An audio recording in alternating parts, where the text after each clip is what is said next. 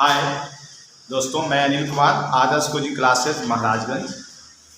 आज हम आपको वर्णमाला के बारे में बताएंगे। वर्णमाला क्या है, वर्णमाला किसे कहते हैं और वर्णमाला को जो है कितने वर्गों में बांटा गया है, इसके बारे में हम चर्चा करेंगे। सबसे पहले हम बात करते हैं वर्णमाला, यानी वर्ण है क्या, वर्ण किसे कहते हैं। भाषा की सबसे छोटी इकाई ध्वनि होती है, जिसे वर्ण कहते हैं। भाषा की सबसे छोटी इकाई ध्वनि होती है, जिसे वर्ण कहते हैं। अब हम बात करते हैं वर्ण में क्या क्या शब्द क्या क्या आते हैं। तो वर्ण जैसे मान लीजिए हमने कहा क, कोई क क्या है, वर्ण। ख क्या है, वर्ण। ग क्या है, वर्ण। ये सभी वर्ण के अंदर आते हैं। अब हम बात करते हैं वर्णमाला है क्या, वर्णमाला किसे कहते हैं। तो वर्ण प्लस माला, इसका मतलब यह है कि वर्णों के सार्थक मेल को, वर्णों के सार्थक मेल को हम वर्णमाला कहते हैं। वर्णों के सार्थक मेल को वर्णमाला कहते हैं। जैसे आप पढ़ते हैं क, ख, ग, घ, ङ, ये सभी वर्णमाला के अंतर्गत आते हैं।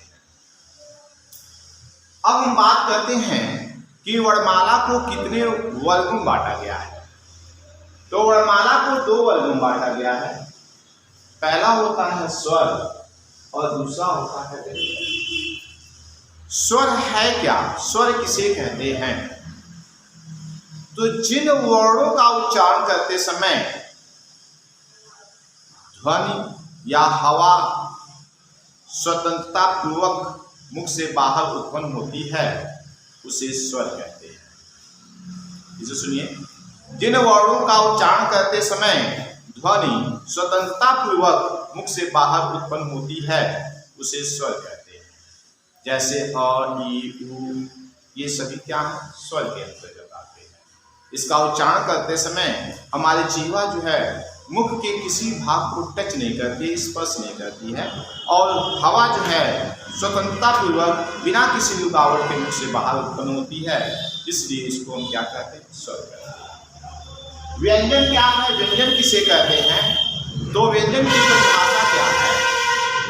तो जिन वर्णों का उच्चारण करते समय हवा मुख रुकावट के साथ मुख से बाहर उत्पन्न होती है, उसे व्यंजन कहते हैं। अब हम बात करते हैं कि स्वरों को कितने वर्गों में बांटा गया है। तो स्वरों को छह वर्गों में बांटा गया है। स्वरों को 6 वर्गों में बांटा गया है।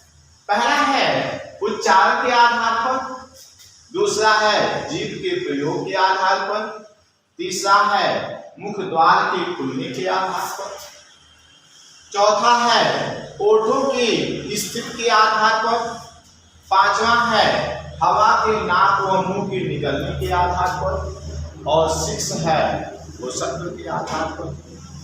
तो 6 वर्गों में जो है बांटा गया है स्वर। आज हम बात करते हैं कि उच्चारण के आधार पे स्वर कितने प्रकार के होते हैं, या उच्चारण के आधार पे स्वरों को कितने भागों में बांटा गया है।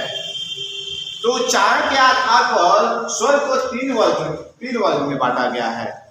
पहला होता है हर्ष स्वर, जिसे हम एक मात्रिक स्वर भी कहते हैं। दूसरा होता है दीर्घ स्वर, जिसे द्विमात्रिक स्वर भी कहते हैं। और तीसरा होता है प्लुत स्वर, जिसे त्रैमात्रिक स्वर भी कहते हैं। हर्ष स्वर है क्या, हर्ष स्वर किसे कहते हैं। तो जिन स्वरों का उच्चारण करते समय एक मात्रा का समय लगता है, उसे हर्ष स्वर कहते हैं, या उसे एक मात्रिक स्वर कहते हैं। इसके अंतर्गत कौन कौन से स्वर आते हैं, और ई, उ, री, इन सभी का उच्चारण करने में सबसे कम समय लगता है, इसलिए इसे हर्ष स्वर कहते हैं। अब हम बात करते हैं दीर्घ स्वर क्या है, दीर्घ स्वर किसे कहते हैं। तो जिन स्वरों का उच्चारण करते समय 2 मात्रा का समय लगता है, या हर्ष स्वर की अपेक्षा 2 गुना समय लगता है उसे दीर्घ स्वर कहते हैं। इसके अंतर्गत स्वर कौन कौन से आते हैं? तो आ, ई, उ, ए, ऐ, ओ, औ, ये सभी जो है दीर्घ स्वर के अंतर्गत आते हैं। अब हम बात करते हैं प्लुत स्वर। तो प्लुत स्वर क्या है? प्लुत स्वर किसे कहते हैं? तो जिन स्वरों का उच्चारण करते समय हर्ष स्वर की अपेक्षा 3 गुना समय लगता है इसे प्लुत स्वर कहते हैं। प्लुत स्वर में कौन से स्वर आते हैं? तो ओम। ओम शब्द क्या है? प्लुत स्वर के अंतर्गत आता है।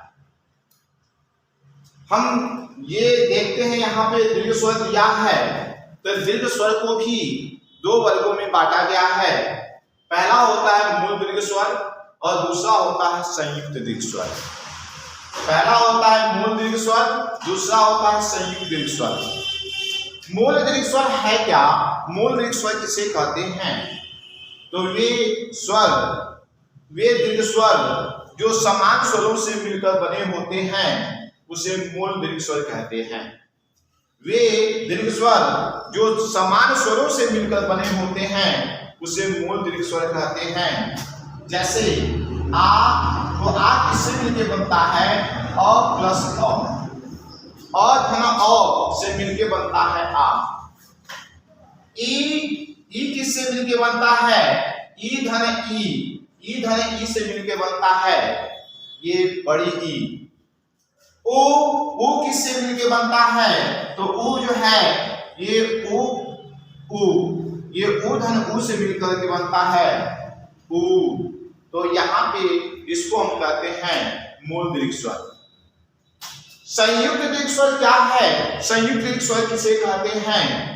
तो जिन वे दीर्घ स्वर जो 2 असमान स्वरों से मिलकर बने होते हैं उसे संयुक्त दीर्घ स्वर कहते हैं। वे दीर्घ स्वर जो 2 असमान स्वरों से मिलकर बने होते हैं उसे संयुक्त दीर्घ स्वर कहते हैं। जैसे में ए, ऐ, ओ, औ, ये क्या है? संयुक्त दीर्घ स्वर है।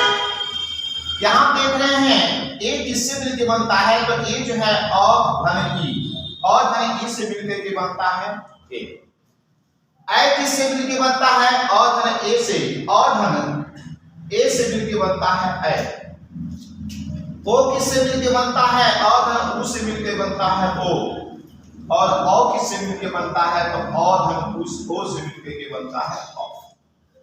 इसमें सबसे इंपॉर्टेंट क्वेश्चन ये पूछता है एग्जाम में कि उच्चारण के आधार पे स्वरों की संख्या कितनी होती है।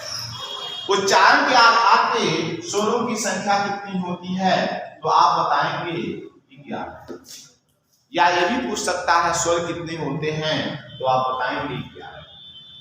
ये बहुत ही इंपॉर्टेंट टॉपिक है। ये सभी एग्जाम के लिए मोस्ट इंपॉर्टेंट है। इसमें से आपको 1 या 2 क्वेश्चन किसी भी एग्जाम में मिल जाता है। इसलिए ये आपके लिए तैयारी की दृष्टि से बहुत ही इंपॉर्टेंट है। इस पर थोड़ा ध्यान दीजिए। आज के लिए बस इतना ही। धन्यवाद।